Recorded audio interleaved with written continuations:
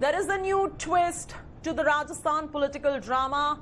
The story is updating. A battery of reporters are getting us minute-by-minute updates with all the twists and the turns that are coming in from Rajasthan. The Congress MLAs are currently on a dharna at the Raj Bhavan.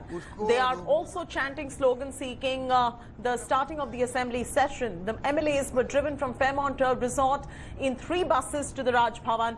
Gehlot earlier lashed out to the centre and the governor as well. The Gehlot camp is seeking an assembly session in a bid to prove its majority on the floor of the House to end up saving the government from getting toppled after the rebellion which was led by Sachin Pilot and 18 other MLAs. नहीं चलेगी, नहीं चलेगी, नहीं चलेगी, नहीं चलेगी। देश के संविधान का जो भी अपमान करेगा उससे लड़ना देश की जनता को आता है। लोकतंत्र में गुंडागिर्दी, तानाशाही, लाठी गोली के दम पर आप राज नहीं चला सकते। कैबिनेट ने फैसला ले लिया, आप विधानसभा का सत्र बुलाने से कैसे रोक सकते हैं? दूध का दूध, पानी का पानी हो जाएगा। ऐसे चुनी हुई सरकारों को आप मनमानी करके गिराने लग गए तो देश की जनता माफ नहीं करेगी। लोकतंत्र का गला घोटा जा रहा है। बीजेपी के अध्यक्ष सतीश पूनिया कहते हैं कि हम आमंत्रण दे रहे हैं, तो इसका मतलब सचिन पायलट, बीजेपी सब एक है। और अब वो कह रहे हैं कि हम सरकार बना लेंगे। अब क्या लेने आ रहे हैं यहाँ पे? राजभवन का घेराव करेगी, फिर आप उसका दोष हमें मत दीजिएगा। मुझे लगता है कि ये लोकतंत्र की बार बार दुहाई देने वाले, अपने आप को गांधीवादी कहने वाले लोग, व्यक्ति को इस बात के ऐसा कहना शोभा नहीं देता। किसी भी संवैधानिक पद की अपनी मर्यादा है, उस मर्यादा को बनाए रखते हुए आचरण करने की जिम्मेदारी हम सब की है। राजस्थान सरकार के नेता प्रतिपक्ष आदरणीय गुलाब जी ने बयान दिया है और अपनी प्रतिक्रिया देते हुए कहा है कि राजस्थान की पुलिस पर हमको भरोसा नहीं है। अब तुरंत राजभवन की सुरक्षा के लिए सीआरपीएफ बुलाई जानी चाहिए। Devankur Vadavan reporting from Raj Bhavan in Jaipur is joining us. Maushami is also joining us for all the very latest. First up to you, Maushami. Maushami, any moment now, Kapil Sibal is going to be addressing a press conference. All eyes are going to be on the press conference as the governor clearly says he needs time to act on this request coming in from the Gehlot camp. That's right, and Congress party knows that this battle needs to be fought legally as well as pardon me, I'll just switch on the mic. Can you hear me, Chetty? I was saying that the Congress party knows very well that this battle needs to be fought on both fronts, legally and politically. But importantly, you know, the fact is that the Congress is now gearing up for another fight. If it really feels that it will not get that relief from the governor, or the governor will not pay heed to its request to call the special assembly session, the Congress party, the Ashok Gehlot camp could in fact move to Delhi to go and request the president that according to the constitutional norms, the assembly session needs to be called, and the governor has not paid heed to their demand, and that's why they are knocking the door of the president. So this battle apparently in all likelihood will head from Jaipur to Delhi if the Congress really feels that they are let down by the attitude of the governor. Yes, hold on right there, Maushami. Devankur Vadavan is also joining us for all the very latest details that are coming in out there. Dev, what are the scenes that you're picking up from the Raj Bhavan, from the governor's house? The sloganeering is still going on. The MLA is sitting on a dharna wanting for the assembly session, but the governor has made it amply clear that he wants some more time to decide. Well, Chetty, if you look at the sequence of events, it is really interesting as to how, after coming out of the Fairmont Hotel in Jaipur, the Rajasthan Chief Minister Ashok Gehlot mentioned that the governor is not allowing the Rajasthan Assembly session to be held. Dave, Kapil Sibal is addressing that crucial press conference on the Rajasthan political crisis. Let's listen in to what Kapil Sibal has to say on this issue. लेकिन मैं समझता हूं कि पिछले कुछ सालों में लोकतंत्र की जो डेफिनेशन है, परिभाषा है, वो बदल चुकी है। आज लोकतंत्र की परिभाषा में राज्यपाल सरकारों की सलाह नहीं लेंगे, कहीं और से सलाह लेंगे। और इस देश में जो चुनी गई सरकारें हैं, उसमें राज्यपाल गिराने में मदद भी करेंगे और जिस दल को बहुमत है उसके कुछ लोग एक प्राइवेट चार्टर प्लेन में बाहर ले जाएंगे, वहां उसको होटल में ठहराएंगे और वहां लेन देन की बात होगी और सरकारें गिराएंगे। मतलब कि जो लोकतंत्र की जो नई परिभाषा है उसमें चुनी हुई सरकारें गिराना, उसमें लोगों को लोभ देना, चाहे वो पैसे का लोभ हो या कोई और लोभ हो,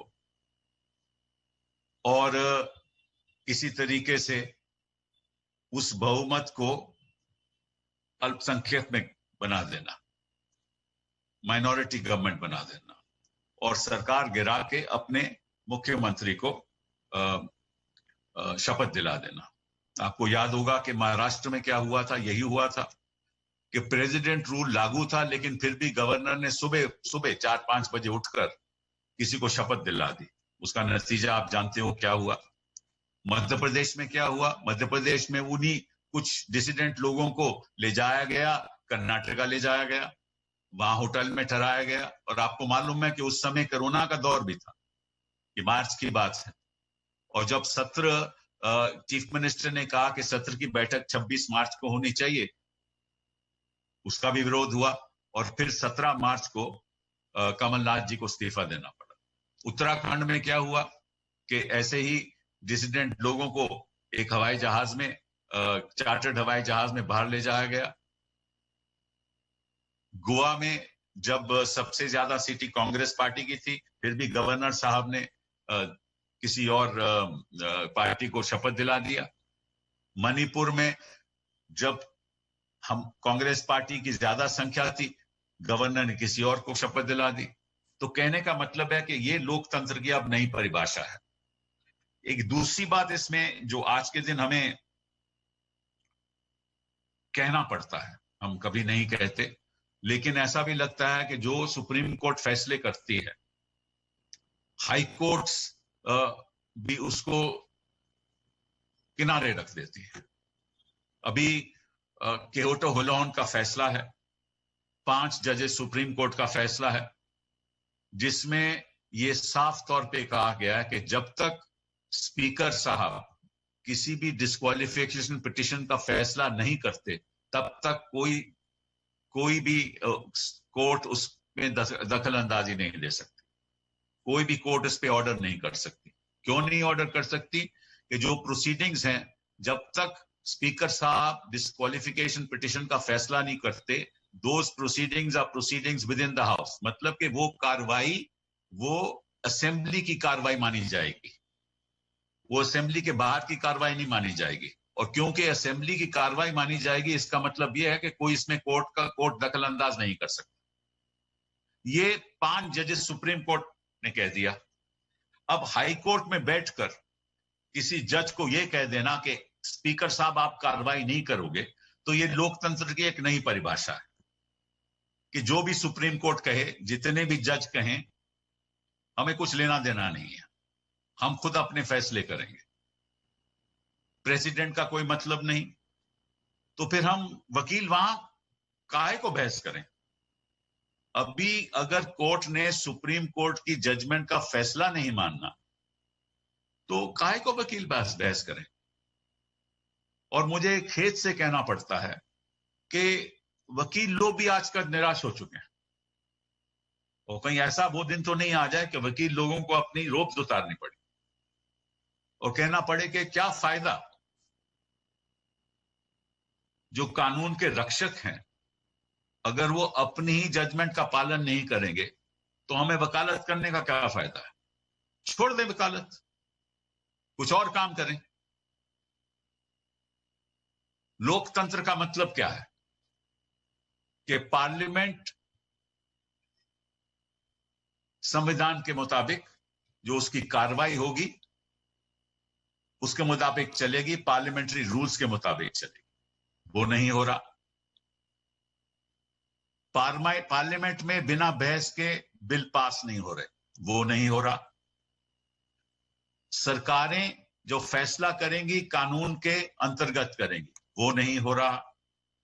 अदालतें फैसला करेंगी, जो अदालतों ने पहले फैसले किए हैं, सुप्रीम कोर्ट के फैसले किए हैं, उनके विरोध नहीं जा रही, वो नहीं जाएंगी, वो नहीं हो रहा।